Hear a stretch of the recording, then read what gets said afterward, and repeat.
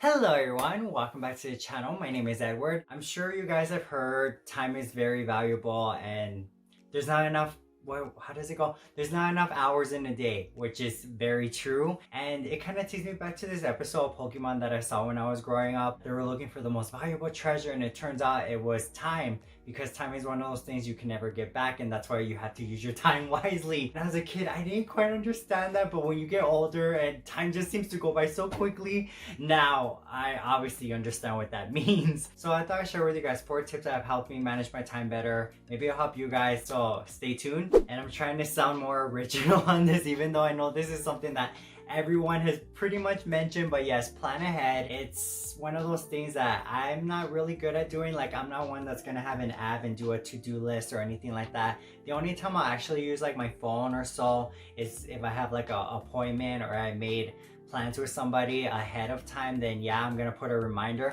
I'll be honest, I'm just lazy. Because even in school, in middle school, they would make us like do planners and things like that.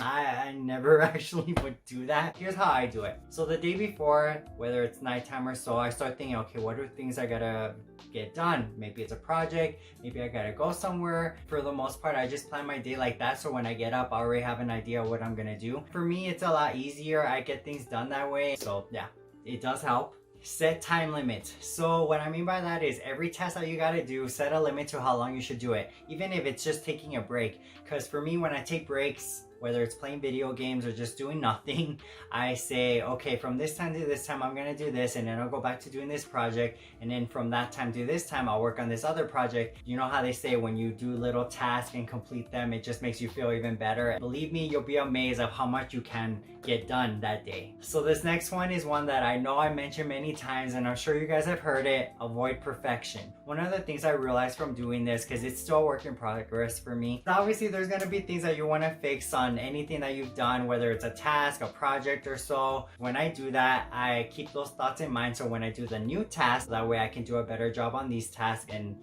yeah, it just keeps things going. Try to do this. It's hard, but it is possible, so you got this. Sorry, I thought it wasn't recording anymore. So last but not least, set a fake deadline. So obviously we all have deadlines, homework, assignments, etc. For a while I've been doing like this pretend where I set a deadline, whether it's for the night or the next day or the next following 2 weeks, so that way I can get a project done.